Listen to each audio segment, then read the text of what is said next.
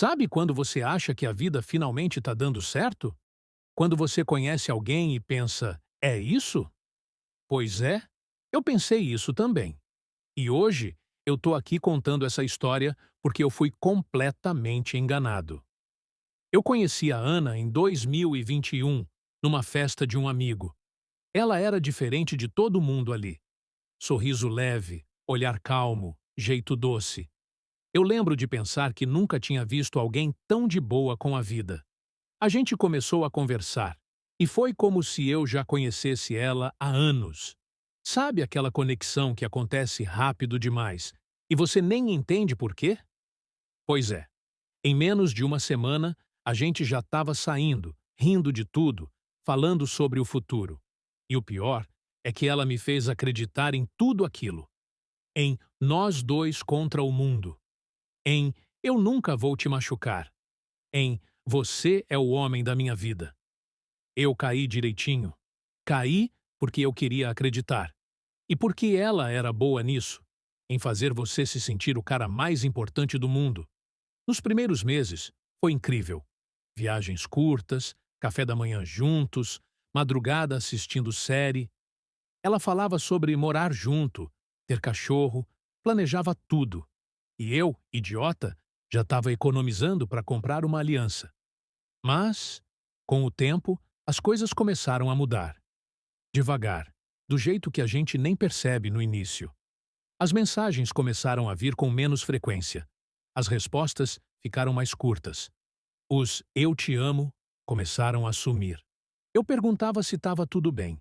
E ela sempre dizia que era só cansaço, que o trabalho estava pesado, que eu estava pegando muito no pé.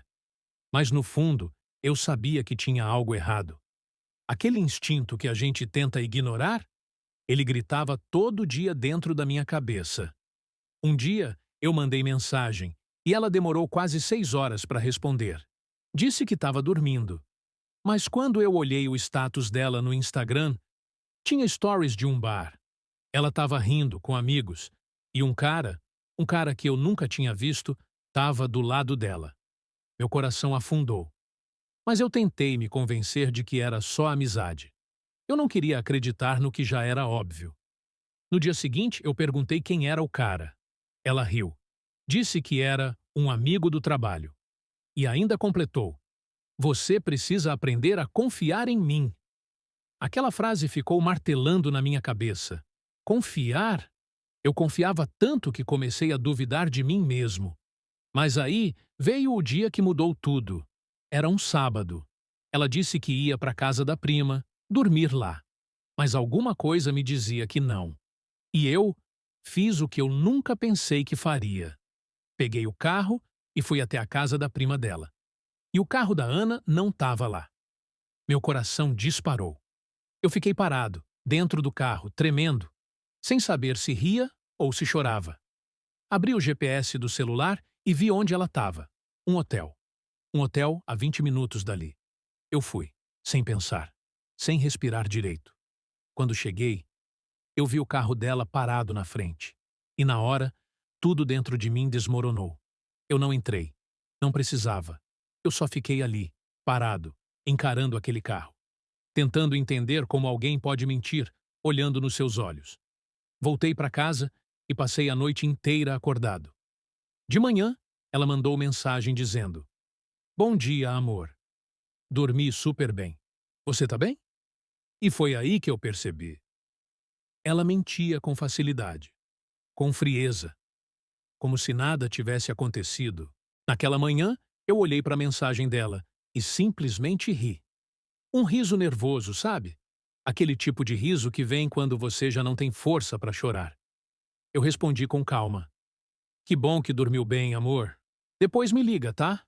Ela mandou um coração. E eu bloqueei ela. Mas não durou muito. Em menos de 2 horas, meu celular começou a vibrar sem parar. Chamadas, mensagens, áudios. Ela dizia que estava desesperada, que não entendia nada, que eu estava sendo infantil. Eu deixei ela falando sozinha. Mas, no fundo, eu precisava ouvir. Então, umas horas depois, eu atendi. A primeira coisa que ela falou foi: Por que você me bloqueou? O que eu fiz? E eu respirei fundo e soltei. Você passou a noite num hotel.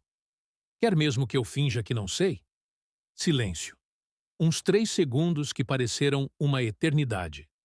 Ela tentou rir. Tentou dizer que eu estava maluco. Mas eu falei o nome do hotel, o endereço. E ela travou. Foi ali que eu vi. Ela não tinha mais para onde correr. Depois de alguns segundos, ela só disse: Tá, eu posso explicar. Mas não explicou nada. Chorou, se fez de vítima, falou que eu estava sufocando, que ela precisava de espaço. Espaço. Para trair, né? Eu desliguei. E naquele dia, eu prometi para mim mesmo que não ia mandar mais nenhuma mensagem. Mas é claro que eu não consegui cumprir. Nos dias seguintes, ela começou a postar tudo o que fazia. Fotos, stories, sorrisos falsos, como se nada tivesse acontecido. E eu me afundava cada vez mais.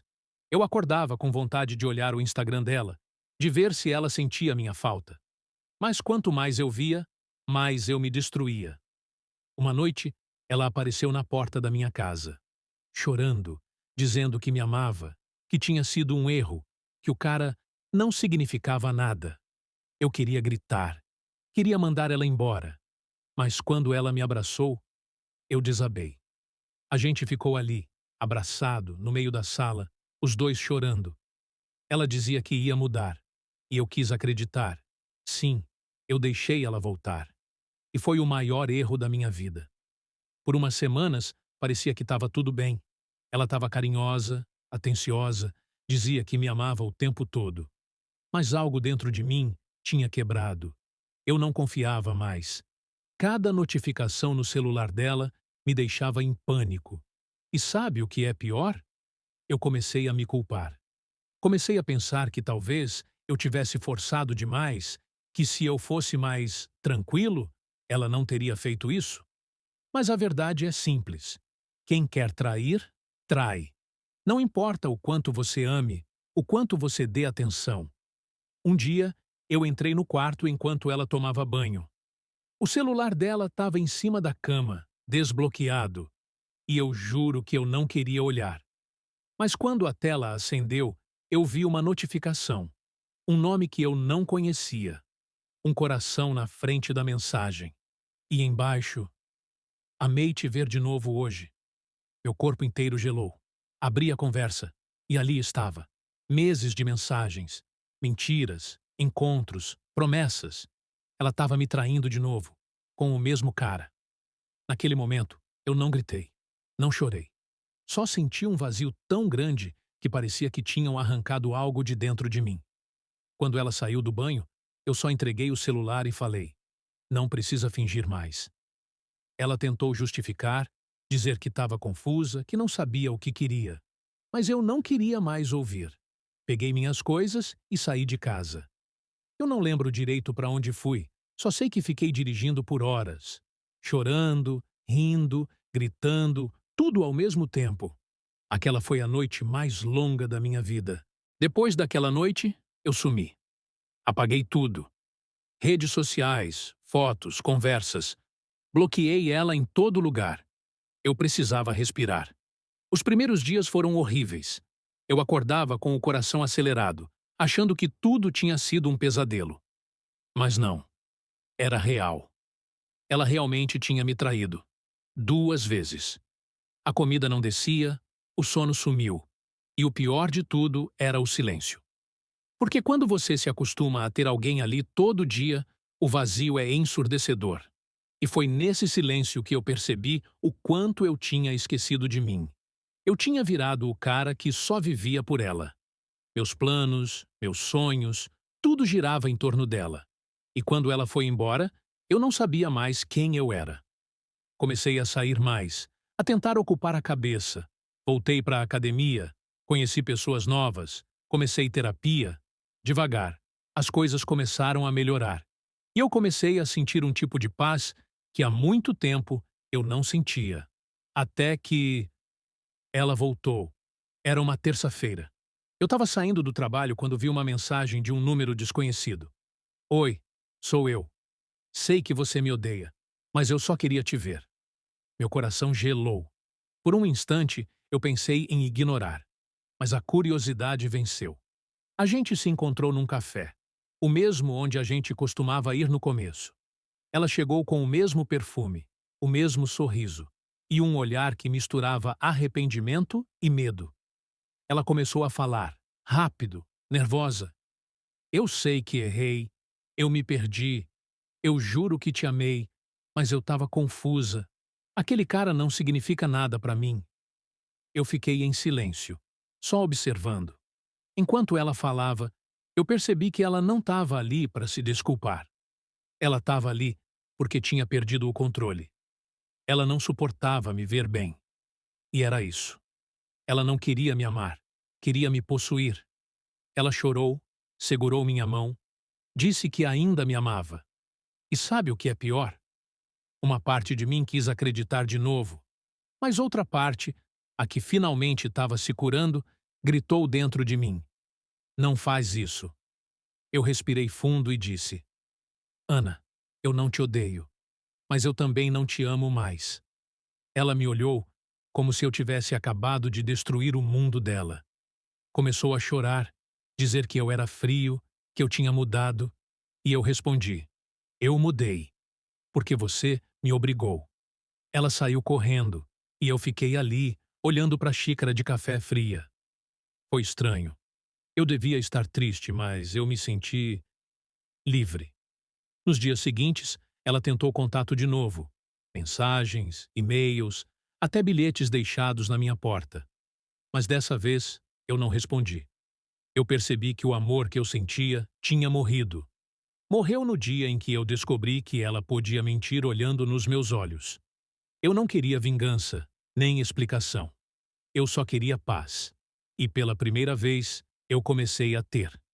Comecei a postar fotos sorrindo, a sair com amigos, a cuidar de mim. E é engraçado, porque foi justamente quando eu comecei a me amar de novo que ela desapareceu de vez. Faz um ano desde tudo isso, e hoje, quando eu penso nela, eu não sinto mais raiva, não sinto mais saudade, sinto só nada. E esse nada é a melhor sensação do mundo. Eu lembro de quando eu achava que nunca ia superar, que a dor ia ficar comigo para sempre. Mas o tempo faz o que precisa fazer. E ele me ensinou mais do que qualquer pessoa já ensinou. Hoje, eu olho para trás e percebo que eu me perdi tentando segurar alguém que já tinha ido embora muito antes de me deixar. Eu me diminuí, eu aceitei migalhas, eu implorei por amor. Mas o amor que a gente precisa é o que vem da gente mesmo. Eu demorei para entender isso. Demorei para perceber que, às vezes, o fim é o melhor começo. Porque, se ela não tivesse ido embora, eu nunca teria me encontrado. Depois que tudo acabou, eu comecei a reconstruir minha vida do zero. Fiz as pazes com meus amigos, com minha família e, principalmente, comigo.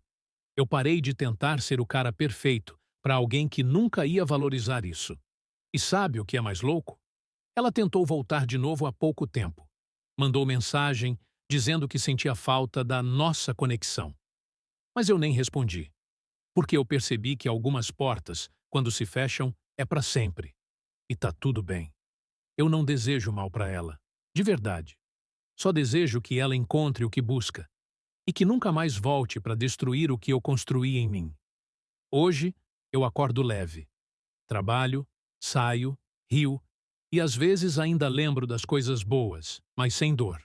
Porque tudo isso fez parte da minha história. E se eu pudesse voltar no tempo, eu não mudaria nada. Porque foi essa dor que me fez crescer. Foi essa queda que me ensinou a levantar. Se você está ouvindo isso agora e está passando por algo parecido, calma. Eu sei que parece que o mundo acabou, mas ele não acabou. Você só está aprendendo a se reerguer. E um dia, você vai olhar para trás e vai ver que tudo aquilo que te destruiu foi o que te fez ficar forte. Então, respira. Você vai sobreviver. Você vai sorrir de novo. E quando esse dia chegar, você vai entender que perder alguém, às vezes, é só o jeito da vida te devolver para você mesmo. Se você se identificou com essa história, deixa o like e se inscreve. Todos os dias temos histórias intensas, daquelas que fazem a gente pensar na vida.